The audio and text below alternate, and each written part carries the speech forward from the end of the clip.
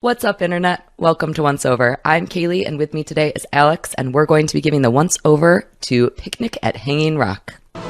Look! Not down at the ground, Edith. Way up there in the sky.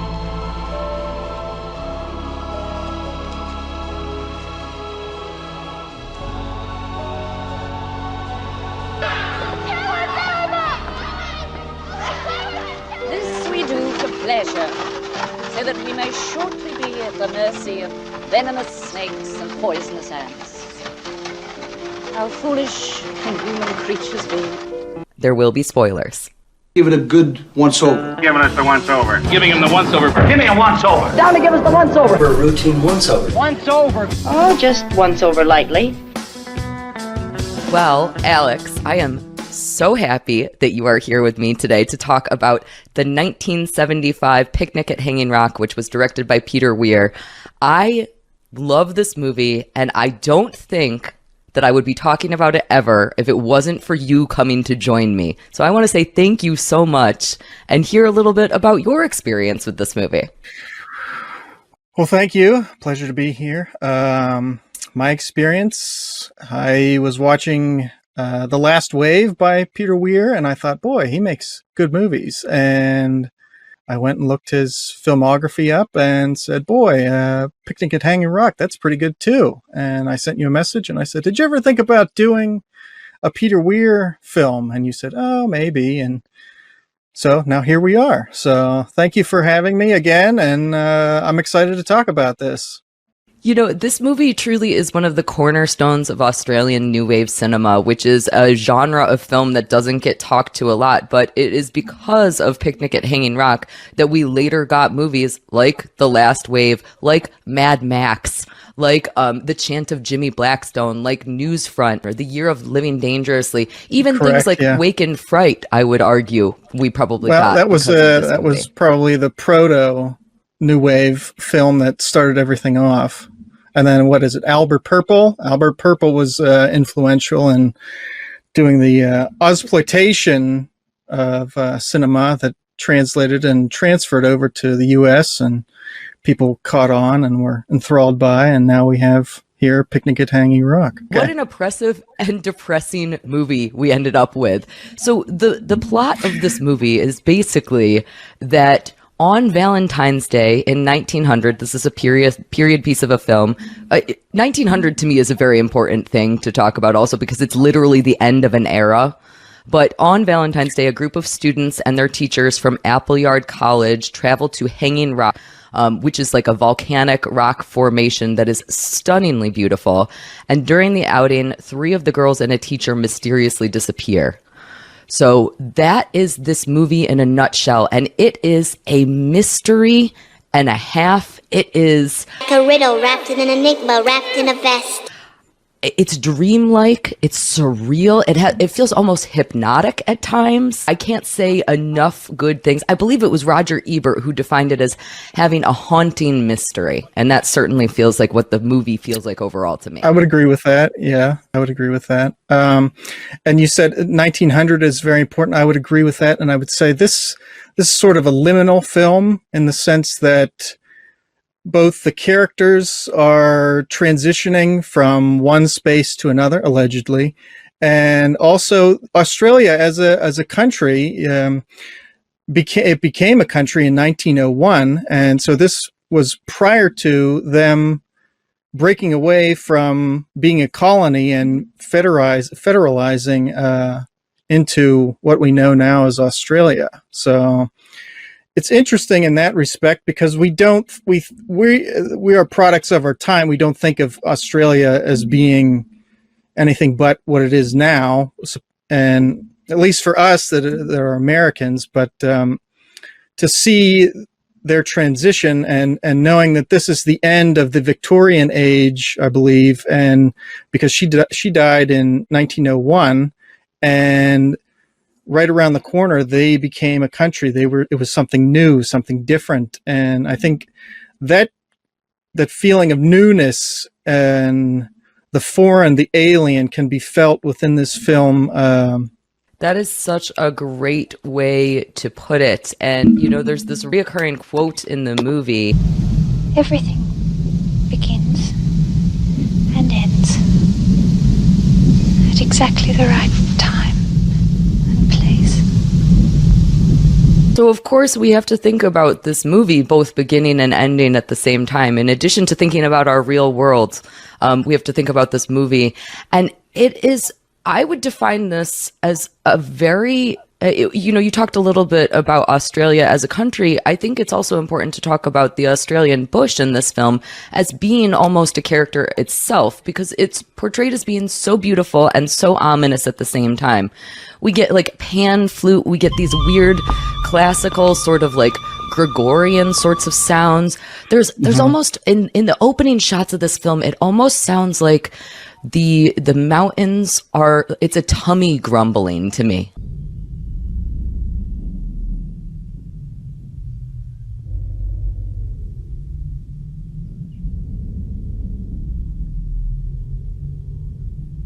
Like that's almost the sound that it felt. It felt extremely human.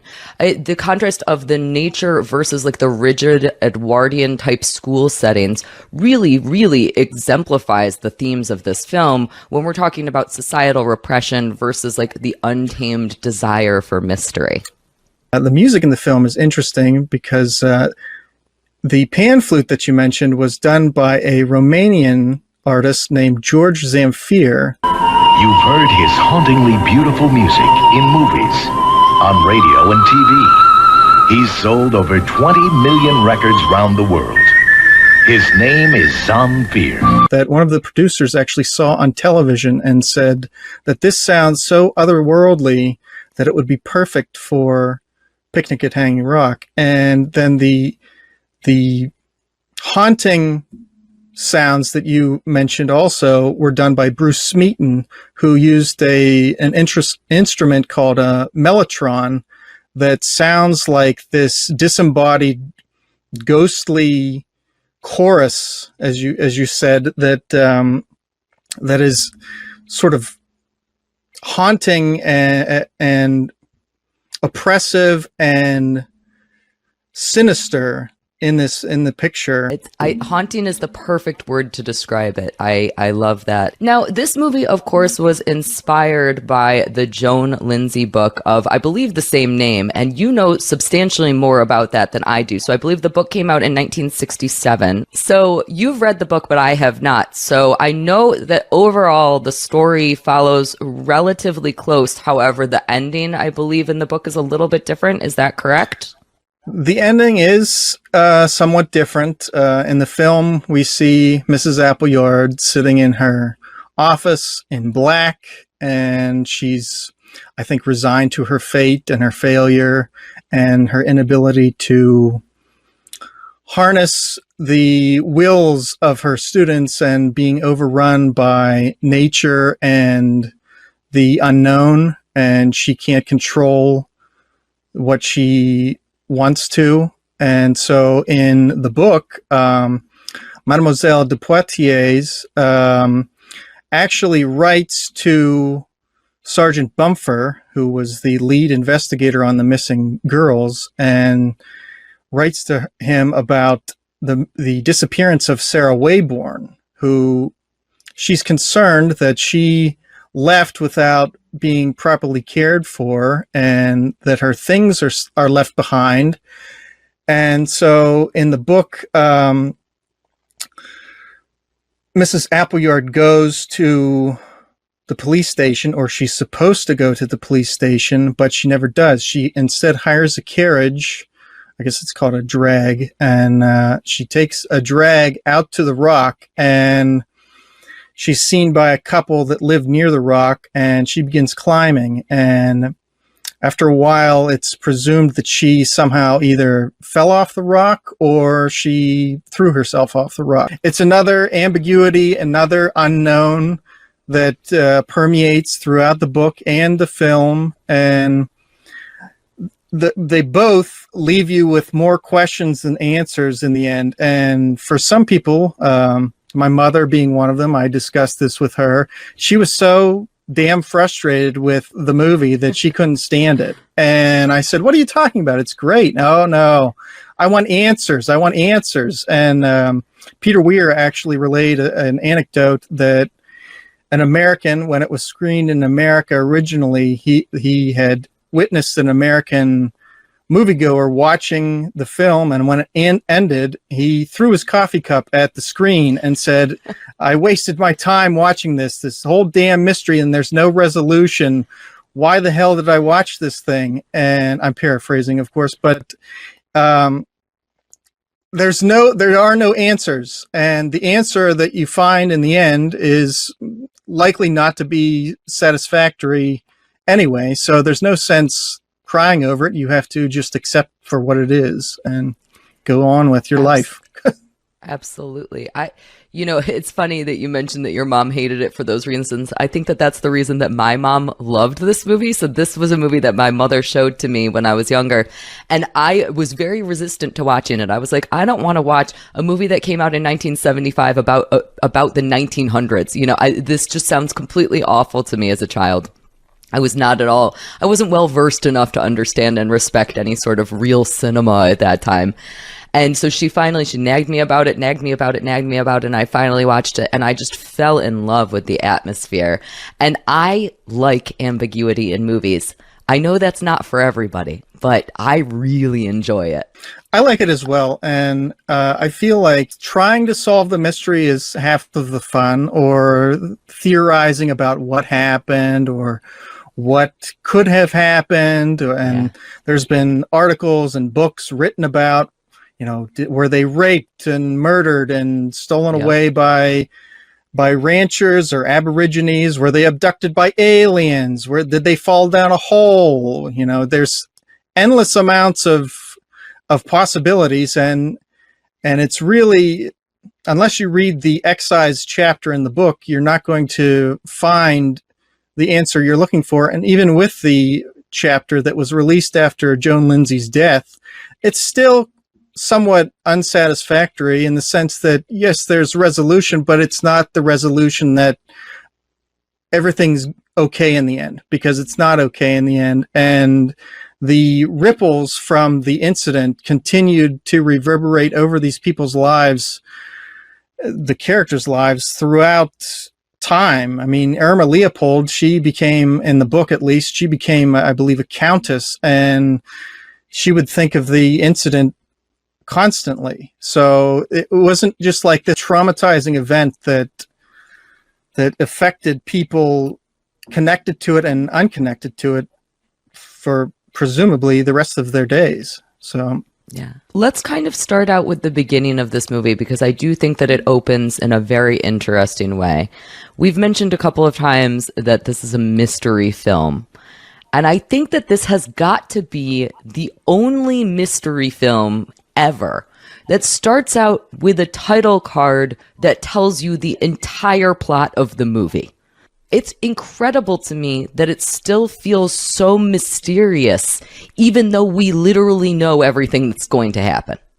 I would agree with that, and I would say that that also is written in the book. And I think even though it lays out exactly what happens, maybe you're the lucky one that can figure out what happened, even though there's been so many people that have tried before you and failed. Maybe it's you that can find the answer and something that they've missed. I've already mentioned, I believe very heavily that the Australian bush, that Hanging Rock, is actually a character in this film. It was shot on location, and again, that you get those tummy grumbles, and it feels quite human, and it feels like it is breathing and pulsing along with the film. But in addition to that, we also have Mrs. Appleyard, who is, of course, the headmistress of the Appleyard College. You little ignoramus. This very Edwardian, rigid, strict school where, all the students have to be exactly perfect. And to me, she was the perfect likeness, maybe both in character and in appearance, to the wicked stepmother from Cinderella. Oh, really? I'm not too familiar with Cinderella, but Rachel Roberts did a fantastic job as Mrs. Appleyard. And in watching some of the behind the scenes extras that the girls were not very pleased with her. They were not fans, and she was more like her character than maybe she wanted to be, or that people expected. She was not originally cast as Mrs. Appleyard, and I think that in a combination with coming to South Australia, where it's supremely hot and muggy and buggy, and being looked at by these wide-eyed girls that have their whole lives ahead of them, that are beautiful, and she is she is the embodiment of society, whereas the girls are the burgeoning newness, and they are about to go out into the world, and she is holding them back to prepare them, hopefully, to be ready for the world. But then in what I think is sort of a bizarre move, honestly, it allows them to go to Hanging Rock, where in the beginning of the film she mentions there's poisonous snakes and ants and all these dangerous things. Oh my goodness, I just have to stop you because I love that quote.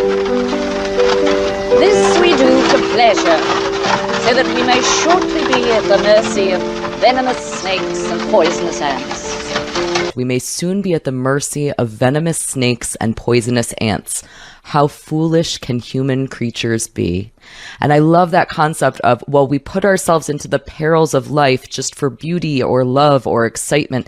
And that is so deeply one of the themes is, you said it well, the burgeoning of these young girls' adulthood. They are coming into age in this film, and it is a lot about their repression and how they are growing as human. Right, and I would agree, and I would say that even before they go to the rock, the girls putting on the corsets, they are restraining themselves. They are being molded into what society expects of them, and even Mrs. Appleyard says as they're leaving, you may remove your gloves after you've passed through Wood End. And the halting nature of being, they're almost like kept. They're kept and they're caged in this Appleyard College, which is, as we've mentioned, I think before, it's sort of just plopped down in the middle of the Australian bush. Well, I think that it's very indicative of them. Again, it's this transition period of their life. They have an untamed desire for wanting to explore. And I think that that's so extremely important. Mrs. Appleyard, as you said, I think that the actress who played her did an incredible job. I actually heard, in addition to what you were saying, I heard that she didn't like to act against the girls. So if there was just a shot of only her, she would want to act to a little piece of paper taped on the wall, which made her quite stark. And again, I thought that it was this likeness and this scariness. She was the exact opposite of nature. She's a little terrifying, I guess. I'm like a little worried when I think about her. And Anne-Louise Lambert actually compared her to a dragon. The girls, the actresses actually were scared of her when they were together at cast gatherings or what have you. The girls were put away from her because she didn't want to be around their youthful exuberance or their young beauty. She wanted the attention of the men that were in the cast and crew and wanted to be the center of attention compared to these young ingenues that could potentially lure away her conquests, we'll say. Who cares? She's dead. She's dead. Who cares? Yeah, they probably all are, I think, at this point. Maybe some not, of them, yeah. yeah. Some of the young girls are probably not. So let's talk a little bit about each one of those girls. I think the most substantial girl to me has always been Miranda. Miranda is referred to as a Botticelli angel. She is literally angelic. She represents everything that is good and chaste and virginal in this world that her character has had on future directors. So I know that Sofia Coppola has talked a lot about how Picnic at Hanging Rock has influenced her films, Virgin Suicides and Marie Antoinette. And I know you can absolutely see that this character of Miranda very much influenced Coppola's views on femininity and the idea of adolescent perceptions of things like sexuality. And that is effectively what Miranda does throughout the film.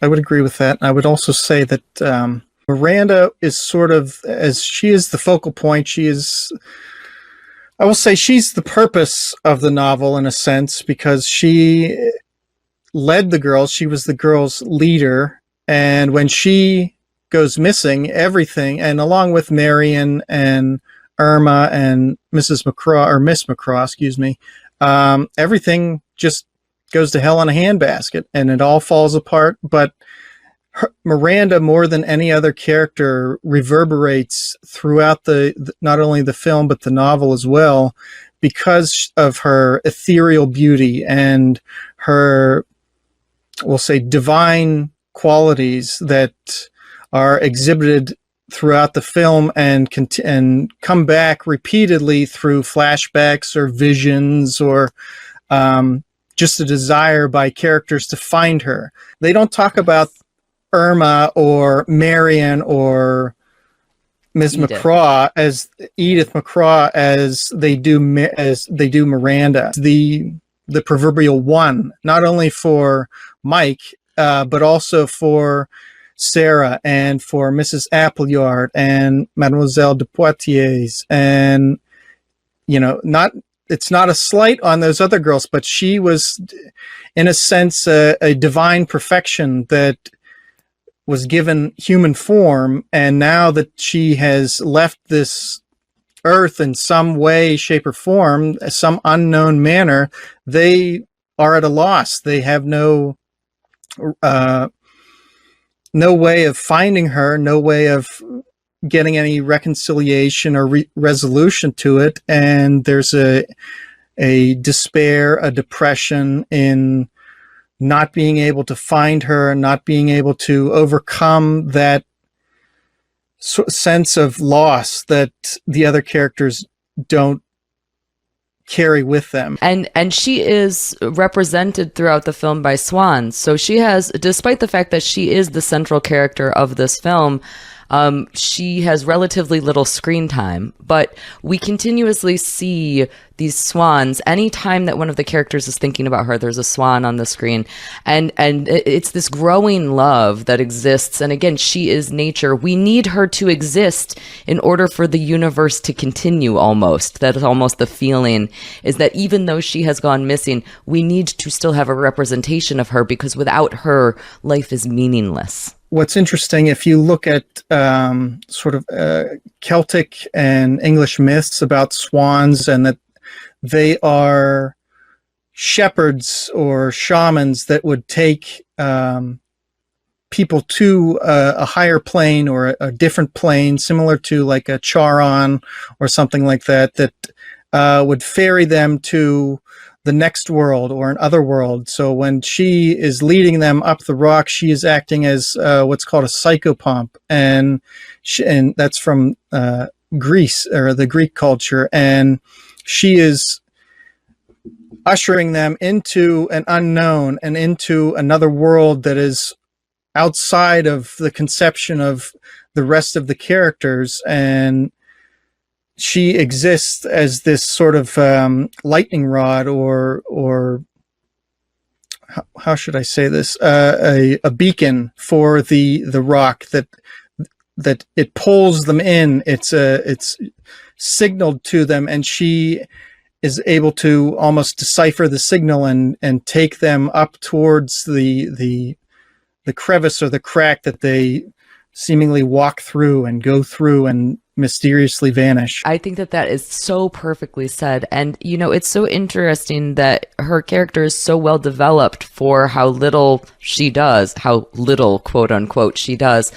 But I would say that, so the group of girls that initially goes on this exploration is Miranda, Marion, Irma, and Edith. And I would say that in contrast to Miranda and how well developed she is, that both Marion and Irma are extremely underdeveloped characters. I would say that that actually is one of the issues that I've had with this film, is that I wish I had learned a little bit more about them. Were you compelled by either Marion or Irma? I would say that Marion is not well fleshed out. I would agree with that. She is, her qualities are, I would say, in stark contrast to Miranda's, in the sense that she's a rationalist. She's measuring things and looking at things from a real perspective, where Miranda is more fanciful almost, and dreamlike in even being, not only in the dreamlike sequences of them walking up the rock, but also just as again an ethereal beauty. And as far as Irma goes, it's tough for me to say, simply because her character is much more fleshed out in the novel. So I sort of have a soft spot for her, because even though she wasn't really developed well, and it's the movie,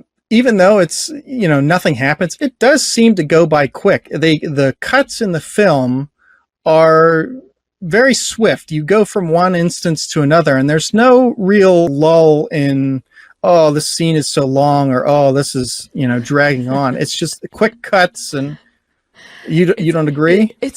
No, I agree completely. It's so interesting because almost nothing happens, and yet this never feels like a trudge. I feel like this is moving. The pacing of this film is stunning and outstanding, and I don't know how they are able to accomplish that. It truly is. I think that this movie is the perfect example of how to pace a movie.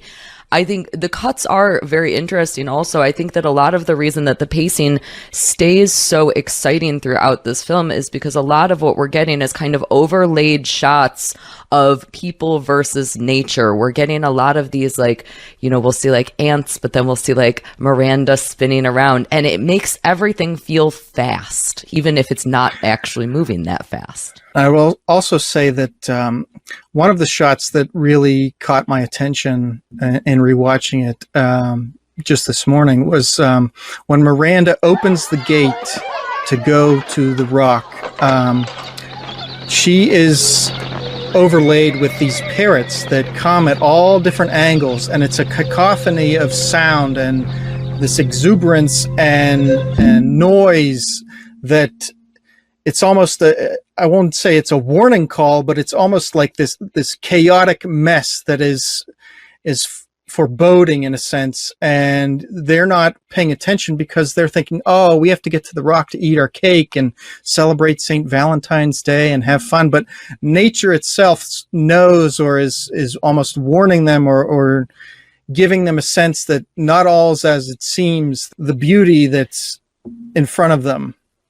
Yeah, there's even a moment within that sequence where the horses neigh in almost what feels like an evil, foreboding way.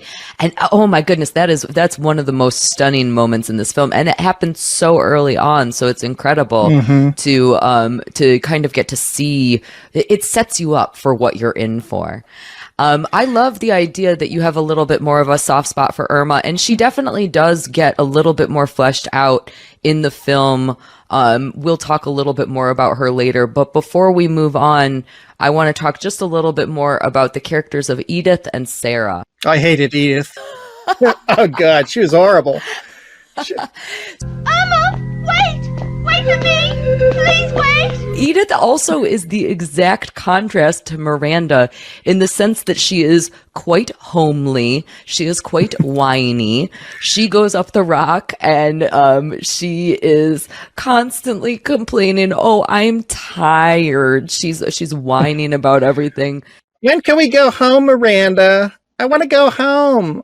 God, shut the hell up. She's horrible.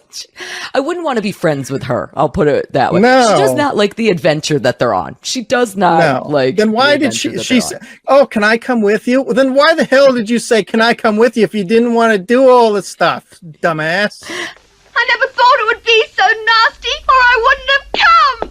She does do one thing that I like in the movie. This is my one nice thing that I will say about Edith. She, at one point, as they're exploring the rock, she like is tapping a stick on the side of the rock, and it almost makes a heartbeat. And it's a very small moment in this film, but I really loved that. I loved the idea that she was giving life to this rock. And that felt very special. Other than that, boy, howdy do I hate her. So I am with Boy, you. howdy. Boy, howdy, indeed. You. She is, I thought she was an interesting character, but I would never want to be friends with her. Edith, this plump, spoiled brat that had no... What was interesting with her versus the other three is that, and in my notes I wrote that she was not ready. It was almost as though they were invited by the rock to enter and to disappear. And she was whining and complaining, "I want to go home." And she's saying, "Miranda, don't go up there." And of course she goes screaming, and I'm thinking, well, yes, you're not ready. You're not.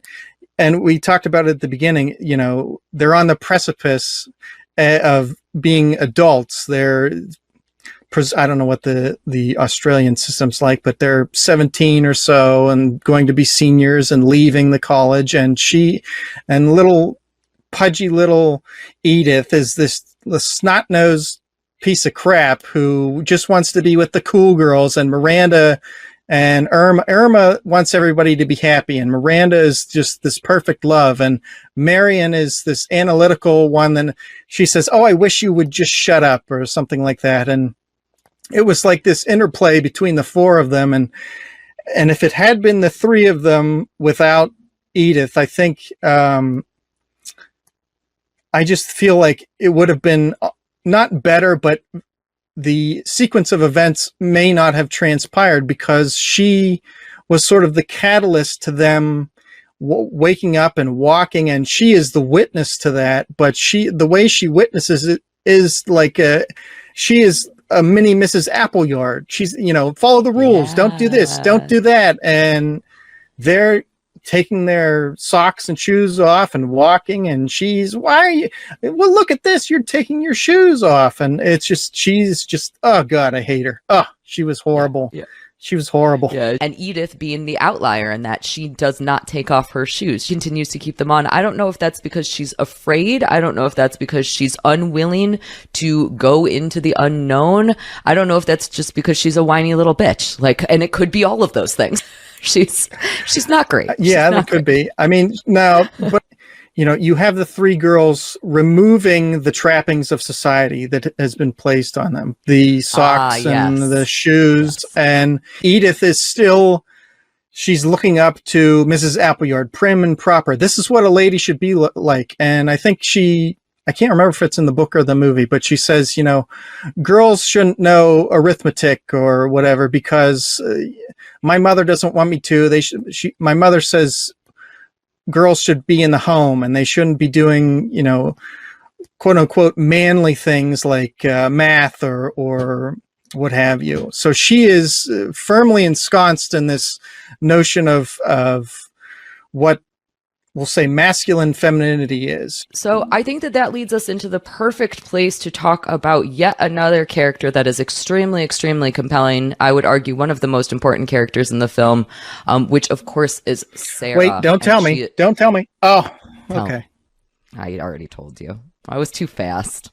I know. I didn't know who you were going to pick. Who I was going to pick? There's a bunch of compelling characters. Sarah for me is extremely interesting. And I think that Sarah really truly exemplifies the themes of this repressed sexuality that we're seeing throughout the film, which is a very important, it's like there's almost like a buried sexual hysteria, and Sarah, who is one of the students, but she is not allowed to go on the trip to Hanging Rock. Sarah has to stay behind at the Appleyard school, and this experience is quite harrowing because she has to spend time with Mrs. Appleyard, who is being quite the bitch to Sarah. You little ignoramus. Throughout that time. Now, Sarah You don't say, really? Yeah, I know, she's horrible. They're like, Mrs. Appleyard is like, you have to read this poem, the what is it? The Wreck of the Hesperus. Hesperus, thank you. I can never Wreck of say the that word. Hesperus, But yeah. I'm pretty sure, maybe I remember this incorrectly, I'm pretty sure that she gives credit to the incorrect poet for that, because I'm pretty sure that it's a Correct. Wadsworth Longfellow poem. Sarah doesn't want to read this poem. She doesn't want to recite this poem. Instead, Sarah wants to read and recite a poem that she wrote, an ode to Saint Valentine. That's she refuses to read others' poetry. She wants to be the creator, not the consumer, is basically what that's showing us about Sarah, which is very, very interesting. And that poem is quite substantial also because it features a young daughter of a skipper who is doomed to die on a shipwreck because her father is ignoring a warning of an upcoming storm. So this is kind of foreshadowing of Miranda's story. Right. Sarah is, I will say, there's almost a lesbianic undertone to the film. Absolutely. And Sarah is at the focal point of that.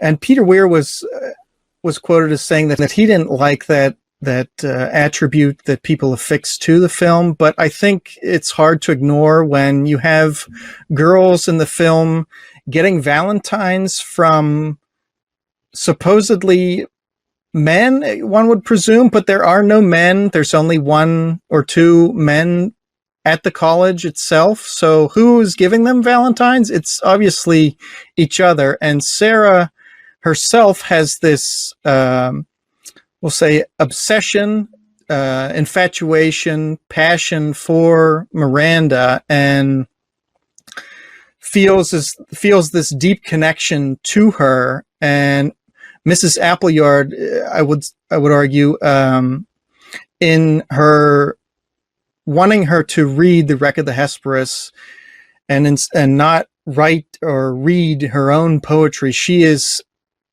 attempting to stifle not only her creativity, but also those lesbianic undertones that permeate throughout and that she has affixed to Miranda and can be seen in polite society, I guess, as unnatural or alien or foreign or dangerous. And that theme, along with, the theme of time and disappearance, permeates as well throughout the film. I would also argue that the character of Miss Appleyard is also potentially a lesbian, or at least has some sort of repressed tendencies to not being entirely straight. And one of the points that you just made actually, I think, reinforces that. You mentioned her not being Mrs. Appleyard saying, no, you're not allowed to read your own poem. She's repressing it because she doesn't want to hear it. She doesn't want to acknowledge what exactly is going on in perhaps her own head. And I think that is very interesting. And I think that we get to see a little bit more about Mrs. Appleyard's perhaps repressed sexuality later in the film, as we kind of come to a close when she is weeping over the losses of people, and also really putting one of the other teachers, Miss McCraw, onto quite the pedestal. I totally disagree. Okay, that's great. I totally love disagree. That. Tell me why you disagree. Well, with the benefit of reading the novel, she constantly refers back to her husband. And in the novel, she has this cameo or pendant of him that hangs over her substantial bosom, I think it's referred to as. And she talks about how great it was at the end of the film to Mademoiselle de Poitiers. She says, oh, we would go to Bournemouth every year, and it was the same. It was always the same. That she would refer back to her husband for guidance, or say that he would love this, or you would love how wonderful things are. And she, I think, was not lesbianic in the sense that she hid it, but maybe in the sense that she did not want to acknowledge that it was even a possibility, because she was the leader of this boarding school, and to acknowledge it would bring it into reality. And by acknowledging it in herself, she would admit to it, and that in polite society, in the circles that she wanted to run in, with the wealthy parents that were sending their daughters to the esteemed college, she could not even have a hint of impropriety with all these young girls to be seen as this lecherous, sexual deviant in 1900 would be disastrous, even though disaster would later befall her. But to be conceived as a lesbian, even though I don't think that's the case, would be horrible at that time. And I didn't get a sense of that in the film like you did, and I didn't get a sense of that in the novel. But as Joan Lindsay said, it's open to interpretation, and she preferred that people interpreted things as they saw fit. So if you felt she was a lesbian, well, who am I to say that you're wrong? I just want to see lesbians, I guess, is what we're learning. Hey, who doesn't? Argue, come on. I know, right? So I do think that you're right, that she certainly represents the repression of confronting one's own sexuality. I think that the time in the film that really made me think that perhaps she was a lesbian was towards the end, when she is talking about how much she relied on the teacher that went missing, on Greta McCraw. Yeah. McCraw, thank you. Yeah. And one of the lines that she says is, how could she allow herself to be murdered? How could she allow herself to? That is such a mournful thing that, in poetry, which this movie focuses so heavily on poetry, the mourning of somebody, and in particular, the mourning of one person that we relied upon so heavily, is almost always, there is some sort of implication that there is a lovingness that transcends platonic love whenever we're mourning somebody like that. How could she leave me? How could she disappear from my life when I needed her to this extreme extent? And, Appleyard does not express that same mournfulness over the girls, perhaps until Sarah's death, which I want to put a pin into until we talk about a couple more things. But I do think it is a very interesting way to interpret the film. And I think going back to it, I can certainly see her representing this repression. And again, the Edwardian rigidity that needs to contrast the nature. We are fighting against nature in this film. And perhaps Mrs. Appleyard's repressed sexuality relates to her fighting against her natural urges. Fair enough. I can see your point. Even though I disagree, I can see that you make very, very good points, and I would say that of the characters, I don't know. Is Dora Lumley a lesbian? I don't know. She's just stupid. So she could be a stupid lesbian. She could be a stupid lesbian, but I mean that's still fun in its own right. It truly is. It truly is. It's so silly.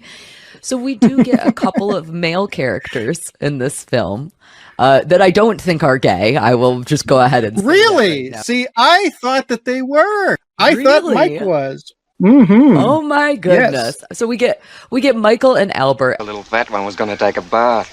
And Michael and Albert, the way that they kind of start out in the film as being voyeurs, they are watching the girls traverse the crick in Hanging Rock, and they're making commentary about the girls. Yeah, I know, I'm very hickish. I just realized it. I was like, oh god. I say crick.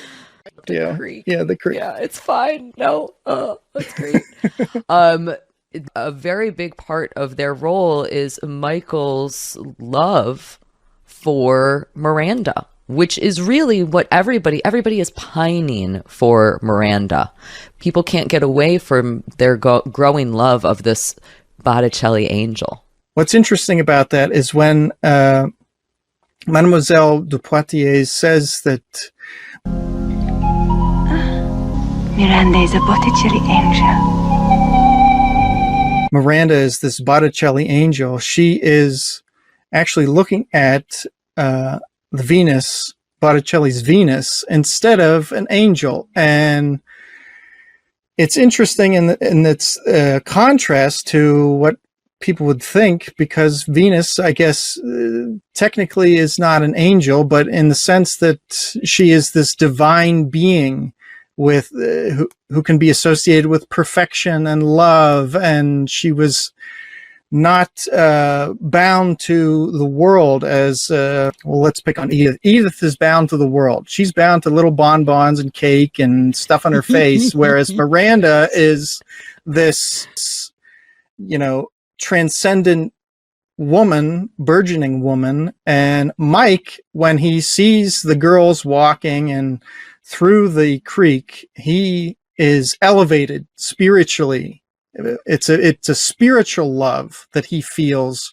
rather than just a lust or a love of the flesh. His spirit, his soul becomes inflamed by the love of this transcendent being that is now completely unattainable and missing and gone and can never be found again. It's also quite interesting because he, of course, is an Englishman. So we talked about, and you mentioned the point that, Australia was not Australia as we know it until 1901. So to have this Englishman during this colonization period is also very interesting.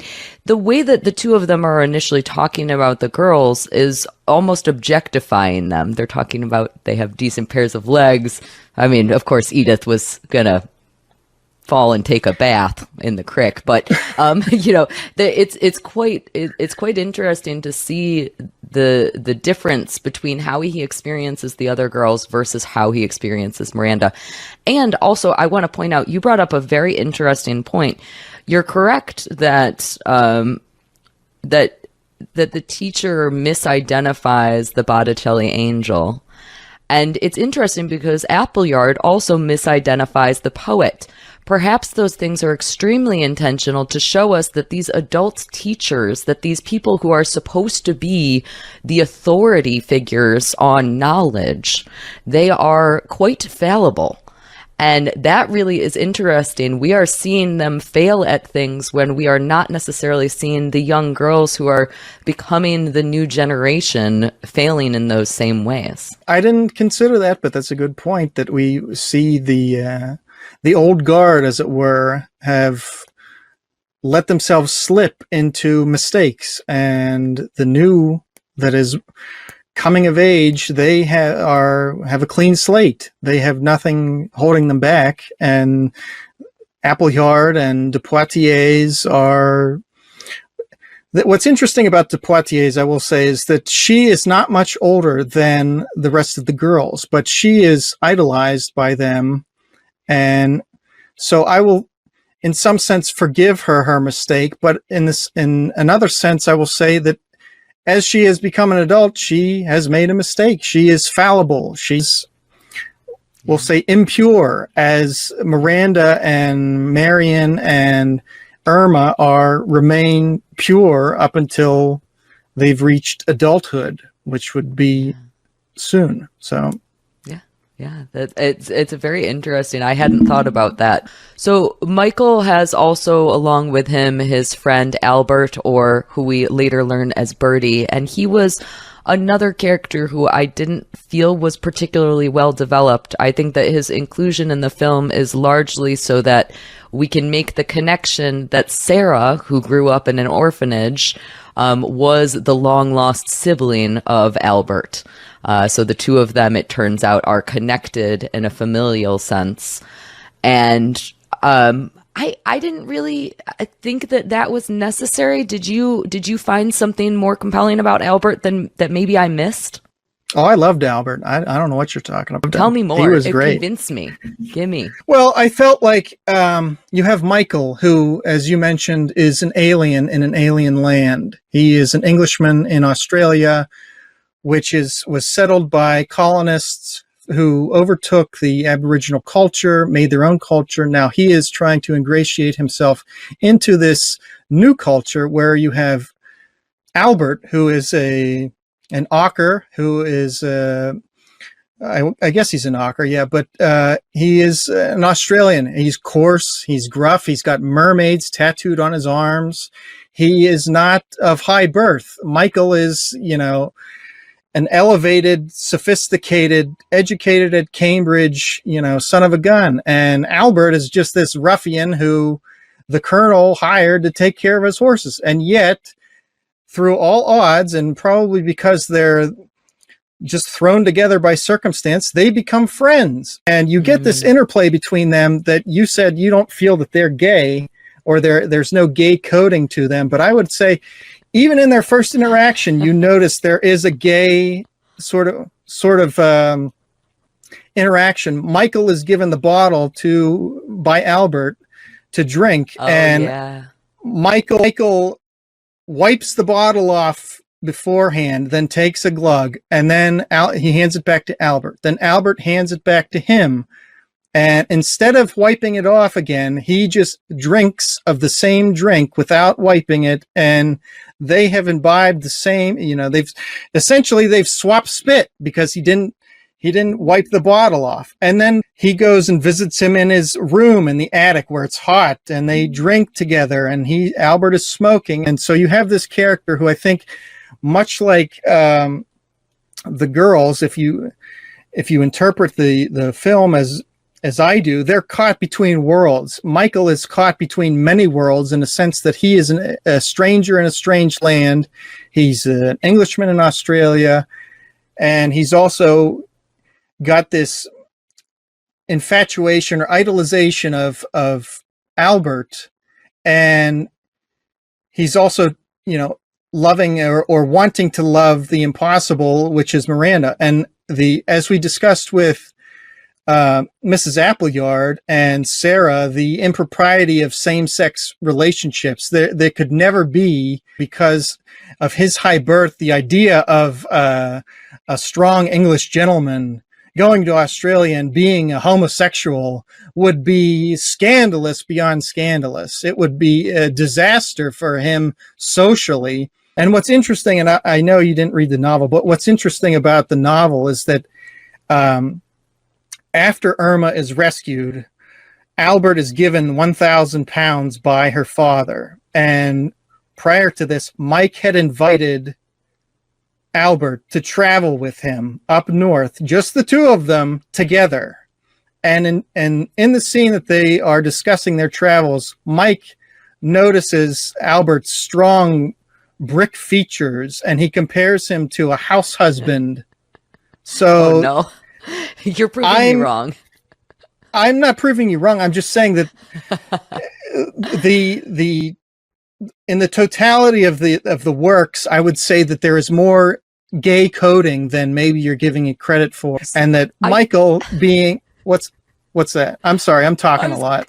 No, you're doing great. I am just realizing that it turns out that I want all men to be straight and all women to be lesbians. I think I want everybody for myself, is the self-reflection that I'm gaining from this right now, is that I literally am like, oh yeah, all the women in this movie are lesbians. And I'm like, no, those guys are totally straight, which again, it is all up for interpretation. So I guess that's just what I want it to be, which is very silly. Okay.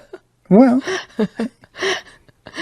I feel like I'm not going to say anything. That's revealing too much about myself is what's happening. Boy, right now. I mean, I know you get lots of interesting presents from WATP listeners, but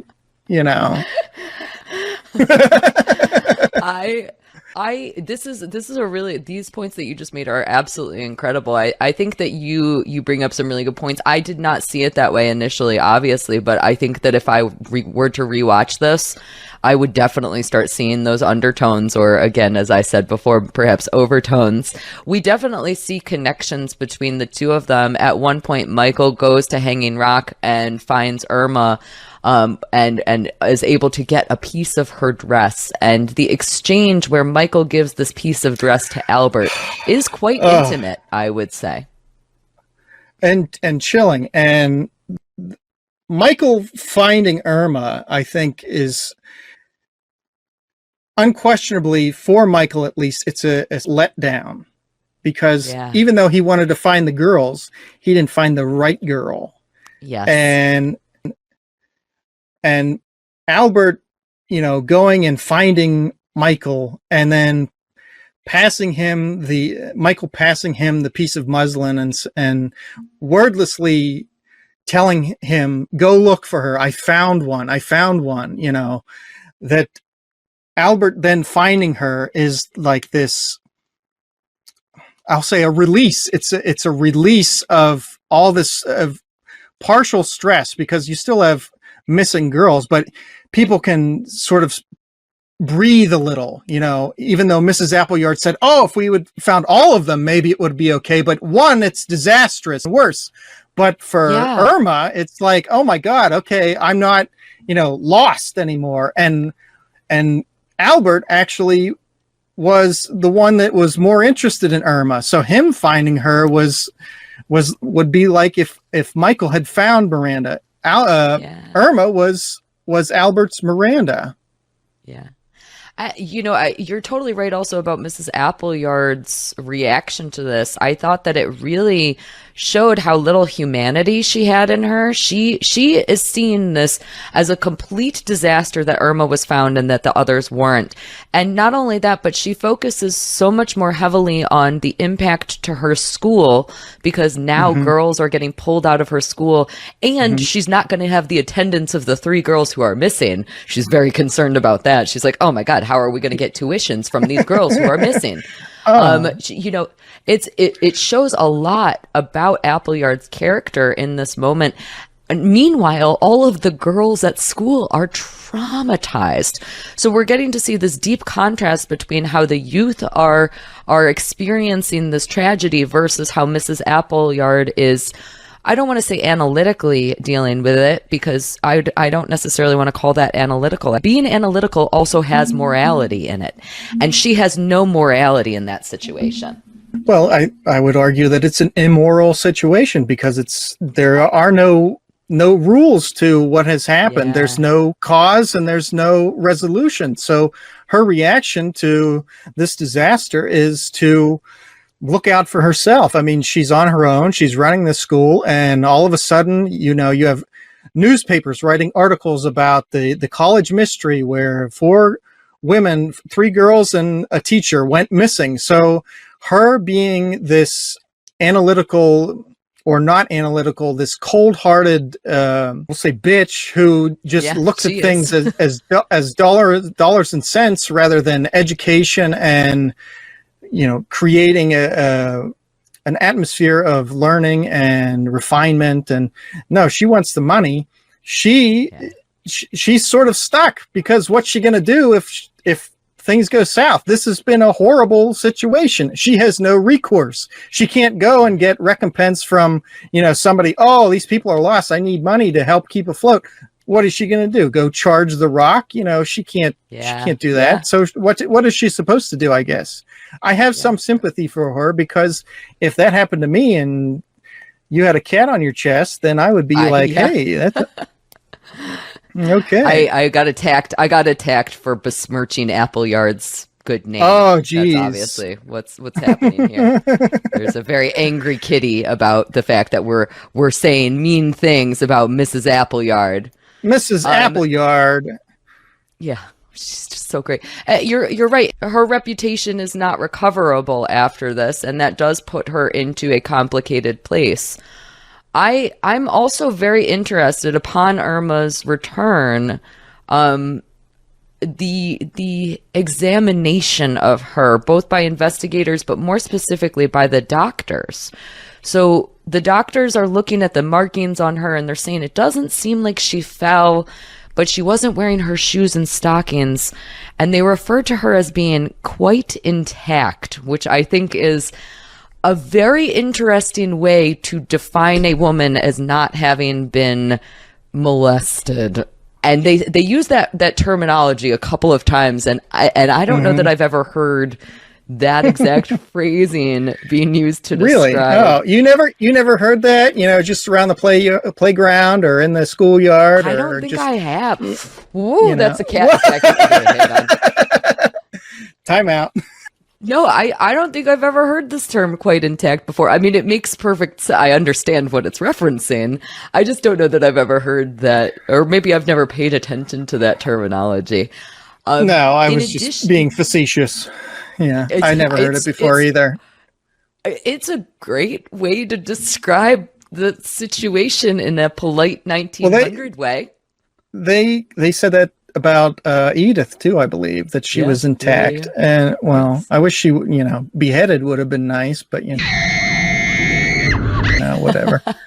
One can only hope. It's interesting. You brought up when we first started talking that the girls have their corsets in the beginning of the film, and they are all, bridling themselves into the restrictions of that corset. And that's a moment in the film that stands out quite a bit to me, but I didn't really know why. So hearing you explain it really helped to identify the meaning of that for me. And this is another moment where the doctors examine Irma, and then the maid, as she is going to, take care of Irma's clothes, she notes that Irma's corset is missing. So these restrictions, these bindings, are no longer a part of Irma. They did not come back with her. She's no longer bound. Correct. And I want to go back a little bit, because we were talking about Mike and Albert finding Irma. That when Mike is found and gives the muslin to Albert, and then Albert traverses the rock and finds Irma, he lets out a oh my god, that I watched it again this morning, and it just was like chilling, because he is at the mercy of nature. We've been talking about the chaos and the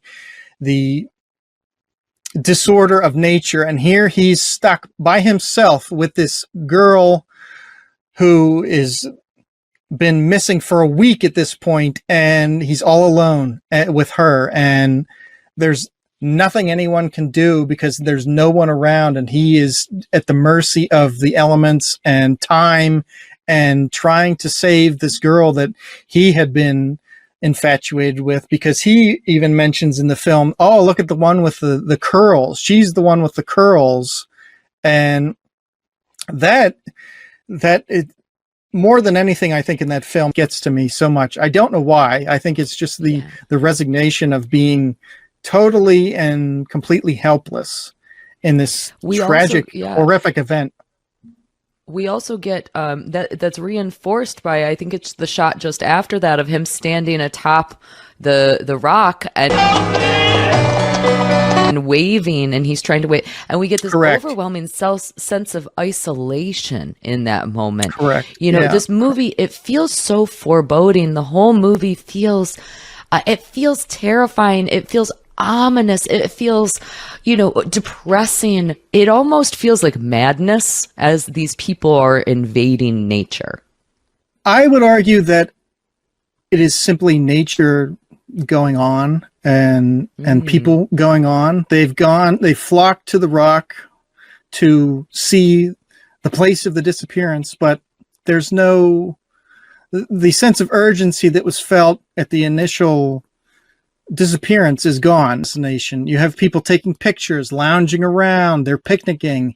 It's not some crime scene as it was when Edith came bounding down and screaming off of the rock, and it's reverted back to just a nice place to visit, and not this foreboding, sinister, evil place that the characters that are left have affixed it to being.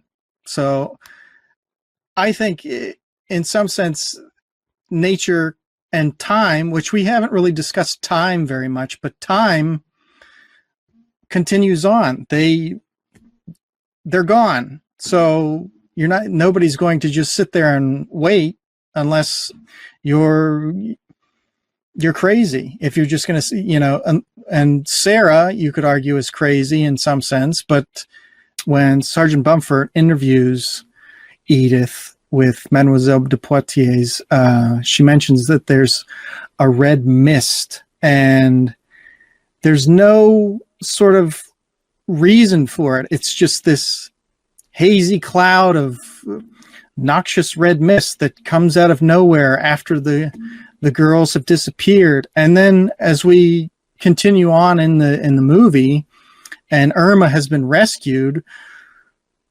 Irma comes back to the college and goes to where the girls are doing calisthenics or ballet or whatever ballet the hell they're doing. And she was terrible, and stupid Dora Lumley's playing some god-awful tune and telling the girls to keep in time, girl. Fanny, you are ridiculously out of step. Pay attention to the music, please. God, Dora Lumley, I'll say this, she gets her comeuppance in the novel, and I was very happy about that. But anyway, so Irma comes back, and she is dressed in red. Gorgeous. Yes, it's fantastic. But I believe that the red mist and Irma wearing the red cape, cloak, what have you, they are significant in the sense that they are signifiers of elevation, in the sense that they have been transformed. And the red mist is the physical embodiment of the girls transforming and transcending their corporeal forms and this reality, and the remnants of what has been is now in this dissipating red mist that is intangible, unable to be seen ever again, and existed only fleetingly for the one witness, who was a stupid Edith, and she did not understand the significance of the mist. And when Irma comes to the college and sees the girls, and they become this frenzied mob, she is the mist made corporeal. She has been transformed, but she has no answers, and that's unacceptable. Just as the mist is this, I would almost say, we talked about them being intact. I would say that it's blood. It's a atomized blood, and she has taken this blood, and now it is this cloak, this cape, and she has immersed herself in a sense, immersed herself in it, and she is no longer, as the doctor says, intact. She is no longer intact. She's matured beyond the follies of girlhood and become a woman. And yes, I think you're completely correct about this. And something interesting about this red cloud, this red mist, is that unless I missed it entirely, we don't actually see that. We just hear Edith talking about it. And so now I think you're exactly correct. I think that Irma does become the embodiment of that womanhood. She becomes the blood of womankind in being in that red cape, and it's a very stark contrast to the girls who are practicing the calisthenics. They're all still wearing white, a very virginal color. And when she does come in, initially Irma is saying her goodbyes. That's the intent of the scene, is for her to say her goodbyes, because she is going to be going to Europe with her parents. But the girls swarm her and they attack her for transcending into this woman. Yes, I would say it's like a betrayal, because they have not experienced what she's experienced, and she cannot quantify or give an answer to what she has experienced, because it was so beyond her, and engrossed in nature, or entrenched in nature, and so natural, despite it being supernatural and unknown, just as them as the girls that disappeared, them going up the rock, it was an effort and exploration, whereas the girls in the gymnasium or barn or whatever it was, they did not explore. They remained behind. There's a scene in the beginning of the film that cuts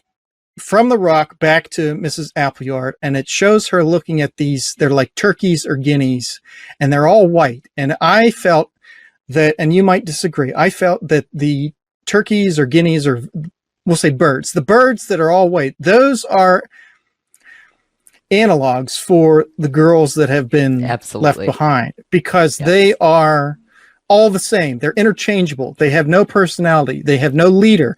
They have no thoughts of their own. They exist to eat and then be slaughtered, or go out, and they're not exploring. They're not growing. They just are there as decoration or as something to ignore almost. They're not important, as Miranda and Irma and Marion and for Mrs. Appleyard, Ms. McCraw, she was important, but the rest of the girls, they have no sense of self. And when they attack Irma, they have this hive mind, this bird brains. They're bird brains attacking, the actual thinking person who has experienced, because they're lashing out at the unknown. They're afraid of the unknown, and they want to know desperately, but there is no answer that can be provided that would satisfy them. Yes. Now, there must have been a moment in the scene that you particularly liked, which, of course, is that Mademoiselle ends up slapping Edith in the she face. Slaps her. Oh, God, that was the best. You're a liar and a fool! So I was going to say that was probably your favorite part of the movie. That's an extremely important portion of the scene, because, as you said, this hive mind of these nameless girls, it's almost okay that they are attacking Irma in one sense. Maybe I'm saying that a little bit too strongly, but it makes sense that they are inquisitive. It makes sense that they are screaming, tell us where they are, tell us where the missing girls are, because they don't know. But Edith should know better, because she, at one point, was with this pack of girls on the mountain during the exploration process.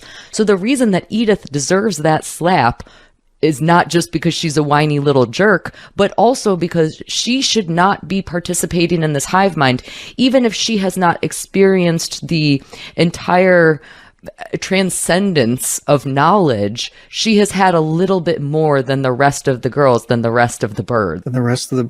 And I would agree with that. But again, she's just a dumpy little fat nothing. And she really is.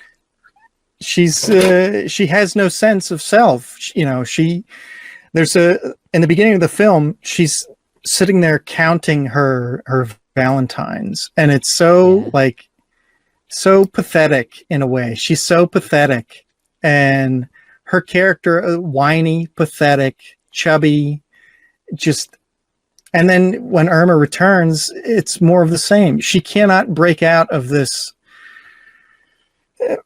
mindset she has, where she has no curiosity that isn't tied to other people. So she becomes frenzied just as the others become frenzied. There's no sense of self or sense of individuality.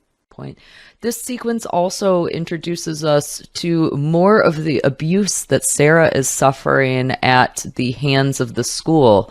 So while the girls are practicing the calisthenics, and while Irma is there in the red cape, we are shown right at the end of the scene that during this entire interaction, during the swarm, this frenzy, that Sarah has actually been tied up to one of the walls during the entirety of the lesson under the guise of improving her posture. It's for her own good, they say. And that really identifies Sarah as continuing to be bound, but bound and constricted by something much more overt than something like a corset. bound and constricted by actual ropes, by actual constraints of the people who are supposed to be protecting her because she is different than the rest of the girls. Right, and it's done by that idiot Dora Lumley, who she's a follower, she's not a leader, and she exists, I think, to, in a sense, please Mrs. Appleyard because her job depends on it. But I think there's also a sense of, oh, I want to be in Mrs. Appleyard's position, even though I'm stupid and can't really think for myself. I have to constrain this person who exhibits creativity and exhibits potential beyond the rote learnings of whatever goofy ass song that she was playing. And in my opinion, I think Dora Lumley is one of the, and she gets expanded more in the novel, but she is just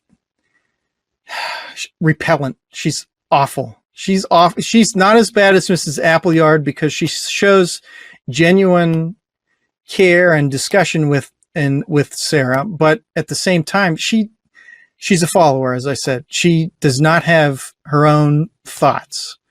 She wants to exist in a society that wouldn't accept her because she's too stupid to know that it wouldn't accept her. Yeah. And I'll make note of this. I'll make note of this. And if people don't want to listen to this, but in the novel, she dies. So I was pretty happy about that. Well, her brother, you get Edith getting slapped, Miss Lumley getting offed. It's amazing. It's perfect. So she burns to death too, which is excellent. I feel like I need to read the novel immediately. Oh yeah. So her brother, I won't spoil it for you, but her brother comes and he's a sniveling, just worthless piece of crap, I'll say too. He has no spine, and she turns in her resignation and he comes to negotiate the remainder of her contract. Then there's a fire. Oh my God, there's a fire. Oh no, stupid Dora Lumley. Oh. So yeah. Despite the fact that you got to enjoy that comeuppance within the book, I don't think I would have enjoyed a fire in this movie. I understand that fires are part of nature, so perhaps I could have conceptualized it within the context of the film. I'm going to have to read the book now to find out for sure. Okay. I got to read it. I'm very curious. So this does take us into the climax of the film, and the climax of the film is all about Appleyard's decision to expel Sarah because her fees for the school have not been paid by her guardian. There's a couple of very small moments within this decision where you get to see a little bit more about Appleyard's character. She's giving herself like pep talks in order to go have this conversation with Sarah. This is not a charitable institution. But this is not a charitable institution. And after Sarah is supposed to be returned to the orphanage and Mrs. Appleyard has this conversation with her, Mrs. Appleyard ends up weeping alone in her room after the talk. And it's quite tragic. I think it's the first moment in the film where you get to see her softer side. I would agree with that. And I would be curious to hear your feelings about that, since I think we agree she is the primary villain of the story, despite the Rock claiming the girls and Ms. McCraw. But I would be curious to hear what your feelings are about Mrs. Appleyard showing that she could be vulnerable, even though that vulnerability is concealed underneath all that clothes and that giant ass pompadour that she wears. I loved this moment. I really, truly, I don't like black and white characters in general. There are very few characters in movies that are truly villainous that I like. I like everybody to have a little bit of a gray area. I want my villains to have a heart somewhere under there, because I think that almost all of humanity does have a little bit of good and a little bit of bad in them. So for me, this was a very, very important scene, Now, that being said, I think that by the end of the film, and this is maybe the last 10 or 15 minutes of the movie that we're talking about now, within seeing this softer side of Mrs. Appleyard, by the time that we get to the true end of the film, I'm already back to not liking her. So it's a very, very brief moment in her character development. And again, I think that this leads into sort of that questioning of her sexuality. I think that she is feeling sorrow for Sarah, perhaps because she realizes that Sarah is able to express her interest in women in a way that Mrs. Appleyard is not. And so not only does she need to send her away, but she feels sorrow that she needs to send this poor girl away because of who she is. So I could make that argument as well. I think that that's a really interesting way to look at it. That is interesting. I hadn't considered that. My contention with that, though, is, and I guess we're going to, can I spoil the end of the movie? Yeah, please. Okay, Sarah dies. Sarah is found by the gardener in the greenhouse. Yes. And it's assumed that she committed suicide. Now, I could argue that Mrs. Appleyard weeping was a result of her guilt from killing Sarah. I could completely make that argument. Yes. Feelings of her inadequacies in expressing her sexuality, fine, I understand that. That would be akin to her killing those feelings made real. She killed Sarah, in my estimation, because she could not contend with the fact that she, in your estimation, has lesbian leanings. Tendencies. And tendencies, leanings, desires, what have you. But now what's interesting is we don't know if she killed her or not. There again, we don't know what happened.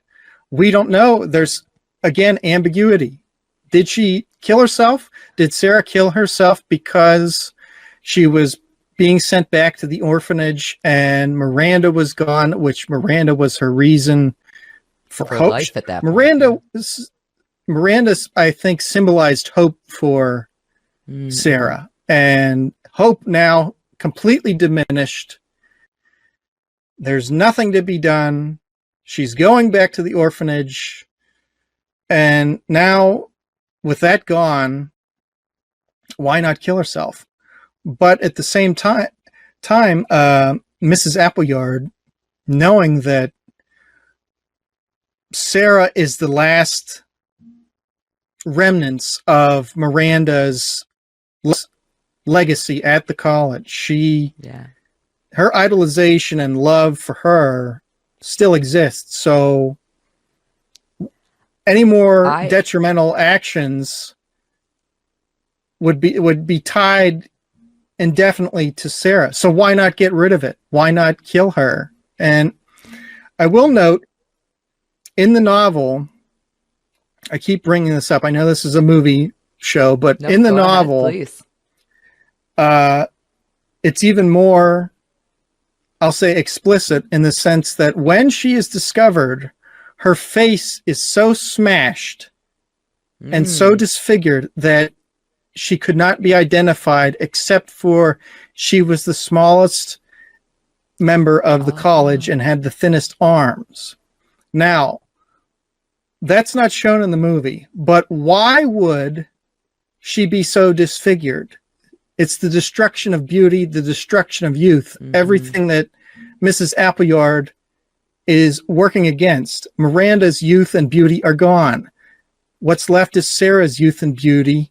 Yeah. And now it's the destruction of that, as it is the destruction of Mrs. Appleyard herself.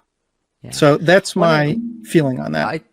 That's very interesting. So one of the indicators to us as the audience, of course, her face is not smashed up in the movie, but one of the indicators to us also that it's Sarah who is discovered at the bottom of this window inside this greenhouse is also that she's surrounded by pansies, which earlier in the film are talked about as being her favorite flower.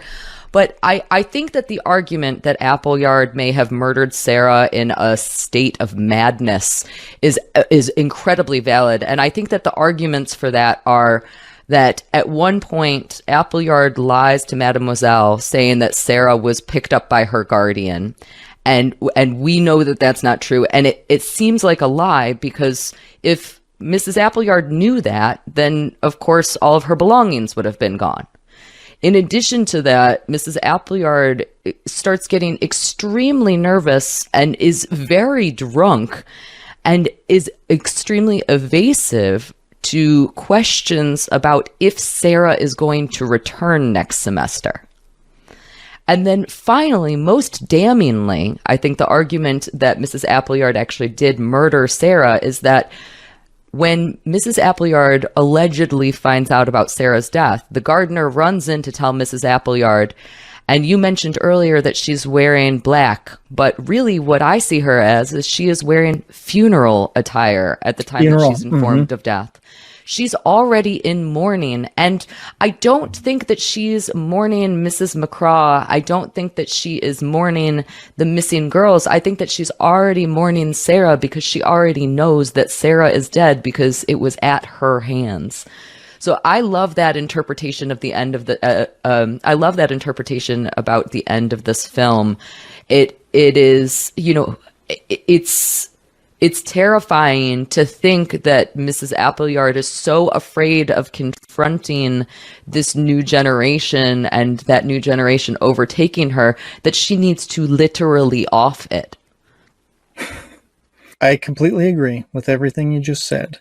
That she is so stuck in her ways and believes the world to be one way, and any instance of it existing outside of the way she sees fit is it's a disaster. It's as big as a disaster as the girls going missing. So she takes the intrusion into that into her sensibilities and her belief in decorum and what needs to be right, and she takes it literally into her own hands and supposedly, allegedly, maybe kills it.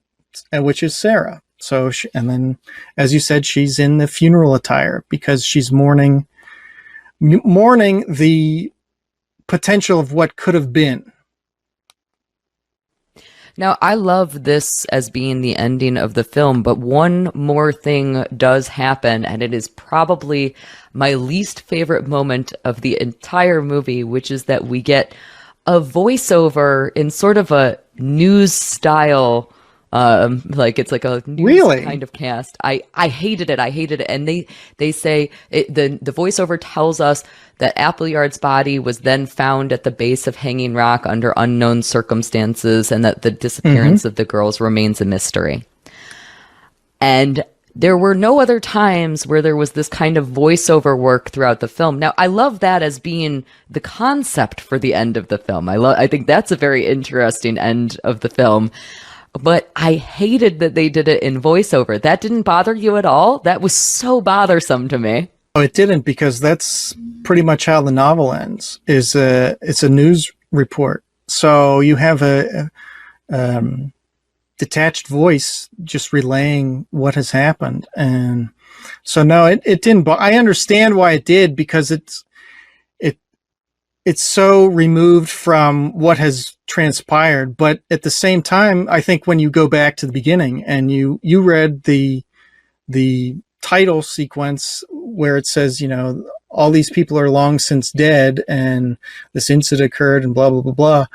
This is just an extension of that. This is the continuation. It's the bookend. Yes, exactly. Yeah.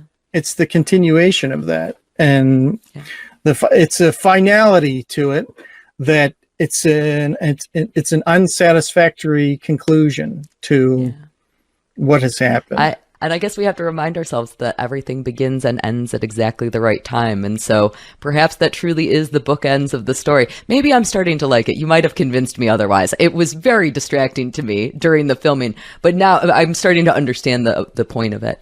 I love this movie. I can't say enough good things about how harrowing and complicated and beautiful and oppressive and mysterious this whole movie makes me feel. I agree. And I hadn't seen it in 20 years maybe. And, doing a deep dive into it and finding out about Joan Lindsay. And there was a story that I'll relate to you that, so when Anne-Louise Lambert, they were shooting Walking Up the Rock, and Joan Lindsay was on set that day. And it was Anne-Louise was off on her own because she just couldn't get it right, whatever scene they were doing. And up comes this old woman. She was, I believe, in her 70s at the time, and she embraces Anne-Louise, and she says, "Oh, Miranda, it's been so long." And Anne-Louise says, "No, it's me. It's Anne-Louise." "Oh, Miranda, no, it's so good to see you." So what's in, and why I bring this up is, yes, it's a work of fiction, but Peter Weir, in one of the interviews I watched, said that he was convinced that Joan Lindsay had experienced something, and it was buried deep within her.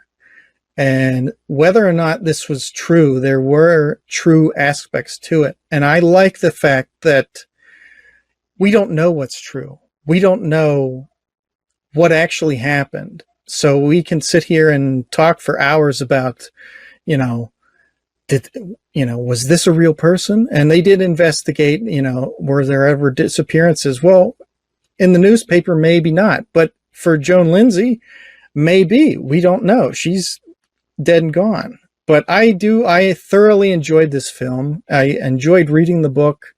I enjoyed reading, articles, and the way that it was shot, with Peter Weir being a novice director in a burgeoning film industry with basically no money to make this. And now I know it's considered to be Australia's greatest film, or one of them.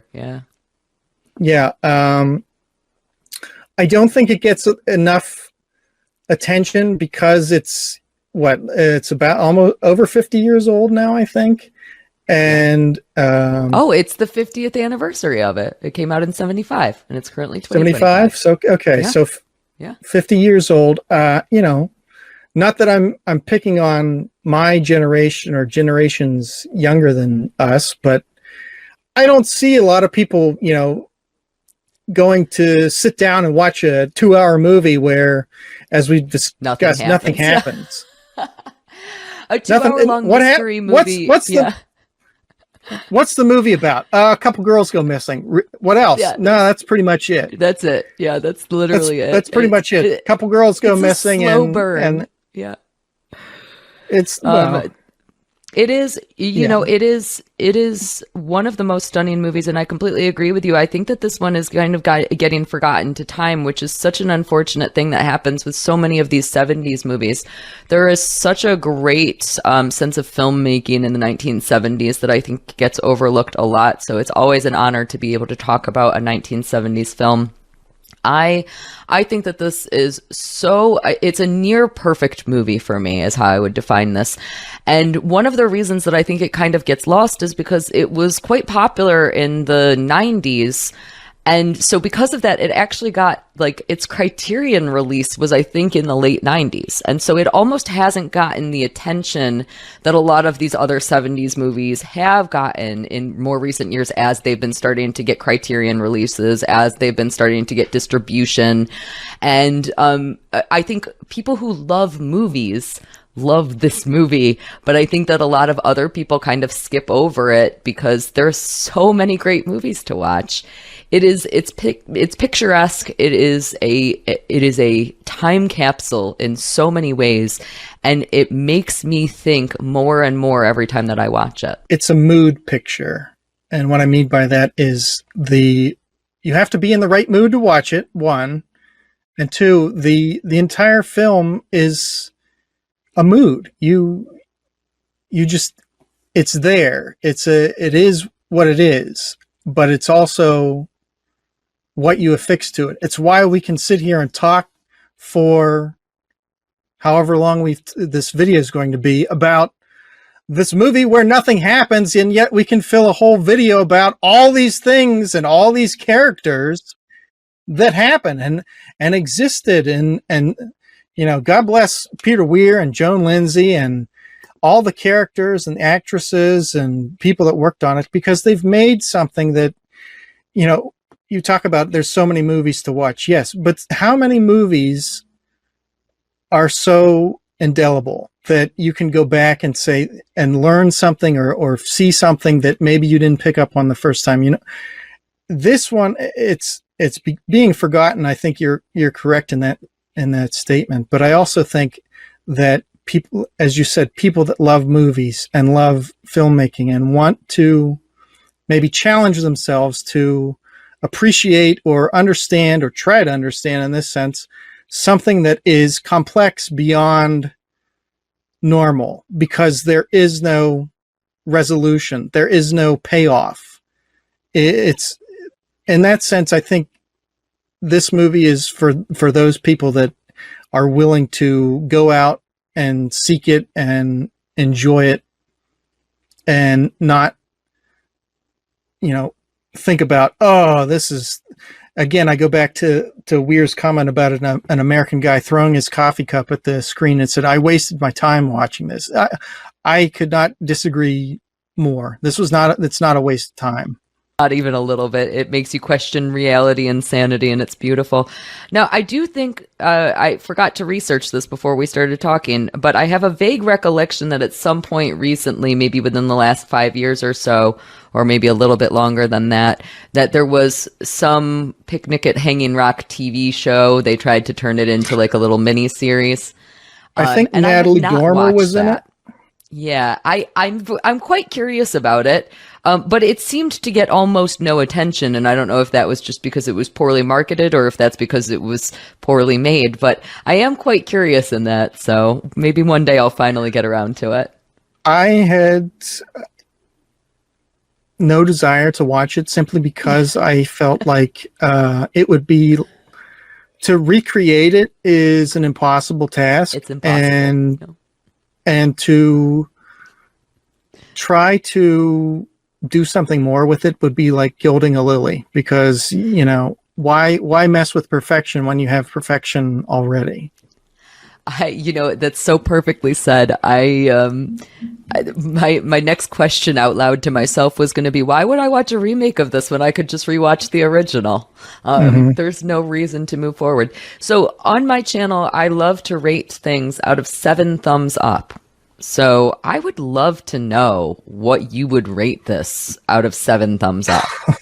Jeez. I know. You got to do calculations. It's very, you know, math is only supposed to be done by men is what I learned from this movie. So it's okay. You're allowed to do some math right now. Can I cut a thumb in half? You know, I do work for the creep off. So you can, absolutely can cut. You can, you know why you can cut a thumb in half is because you have 7 thumbs. So you can do whatever you want to with thumbs. Okay. Yeah. So I'll give it 6.5 thumbs out of 7. It's not perfect. Love that. It's not perfect, but I feel like it is such a deep movie. Again, despite nothing happening in it, there's so many layers to it. There's such a mystery about it. And even though I read the excise chapter, there's still a part of me that wants more of this movie, that wants to find more about, you know, the characters, and wants to learn more about the work and discover more. And I think that's going to continue on with me now, even though I've done sort of a deep dive on it. I found myself thinking this morning, you know, gosh, I've read all these articles and watched these videos, but there's so much more to it that I haven't found yet. And there's a yearning in me, just as you know, with Mike and the rest of the characters, there's a yearning in me to attain the unattainable, because there's there's going to be a limit where I've read and seen everything, but I haven't reached it yet. So I want more. Yeah.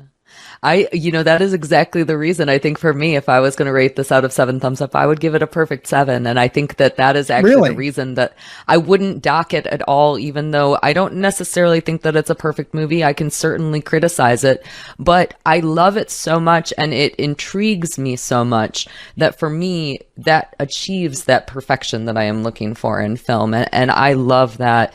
And it makes me, for being so depressing, this movie makes me happy because it almost does remind me about the longing and the lust for life.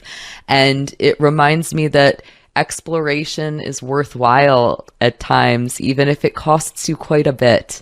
And I think that that's one of the most beautiful themes and one of the most beautiful messages that anything can teach you. This movie is about art, and it is about humanity, and it is about repression and curiosity. And that's a beautiful, beautiful thing in this universe. Well said. So I would love it. You just mentioned that you work for the Creep Off. I would love it if you would tell everybody a little bit more about that and anywhere else that people can find you. Sure. I do work for the Creep Off. Shout out to Carl and Vinny. Whoop, whoop. I guess, yeah. So I'm not a Kuzaroo, and I'm not a what's that? Carl Kuzaroo and Vinny Vianon. I try to be neutral. I'm a neutral party, and yes. So this movie, I think, was a very apropos choice because this is sort of almost a proto true crime. Yeah. In that there is missing girls, and it's not a whodunit, but there's this mystery surrounding it, and it's never going to be solved. And it made me think of the missing 411 that excuse me. Oh, yes, absolutely. That people just go missing and there's no trace of them. So this, I think, was good. It's not a bloody mess like is normally reported on the Creep Off. People aren't getting castrated or beheaded or poisoned, or I can't think of anything. Incest. God, no, the worst ones are always the bestiality ones. But oh yeah, I'm not a fan. I don't like the baby ones. This is gonna get either. Oh, those are my favorite because I always send Vinny. He used to play the NFL theme song when the babies got thrown off the balconies or whatever. That was my favorite. But baby throwers. But yes. What's interesting about this film is, you have these girls that they're gone, and yeah. That's taken such a foothold in our time. So, but it's that story is from the 1900s, and yet it continues on. There's still intrigue. There's still mystery. And Peter Weir in one of the interviews said, this story could have happened 100 years ago. It could happen tomorrow. It could happen to somebody you don't know that lives across the country, or it could happen to your neighbor. It's a universal story that, weird things happen. People disappear. And so I think this was a very good choice by you to invite me on, and I thank you for that. And I thank you for letting me talk and talk and talk and talk. I haven't talked this much in gosh, I don't know how long. So I feel honored to have been able to pick your brain about this. So some of my favorite things that you and I have done, we talk about movies a fair amount, and anytime that you give me any insight on movies, I'm always completely intrigued and enchanted by anything that you have to say. So getting your opinion on such a complex movie has been a true honor, and I feel lucky to have been able to have you join me today. And I'm sure that everybody who is listening is also really enjoying all of your commentary because it is so thoughtful and so interesting, and I just can't say thank you enough for you coming and joining me, Alex, and I can't say thank you enough for you guys all listening today. Okay. And if you don't mind, I'd like to plug the Creep Off. Listen to the Creep Off if you can. It's a comedy true crime podcast. Usually it's pretty funny. We laugh at the killers because they deserve to be mocked. And, vote. I implore people to vote, but don't cheat because you make more work for me. So don't make me work more, please. Thank you. Please don't make me work more, okay? It's a pain in the neck. So please don't cheat. Does otherwise Vinny still say, I feel like I haven't heard him say this in a little while, but maybe I tune in after he says it. He used to always say it's the only true crime podcast for men. Does he still say that? Yeah. In fact, Carl, I think, when he was on Alex Stein's show, he said that it was the only true crime podcast for men. So I'll tell you, it's great. As a woman, I love it. It's amazing. It's one of the best true crime podcasts in the world. Well, we're bridging the genders then. Yes. Yeah. Check out the Creep Off. Check out, everything else. I don't know.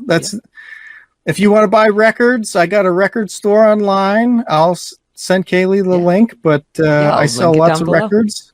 Yeah. Awesome. So if you want to buy something from me, I got anywhere from $2 to $1,000. So something might strike your fancy.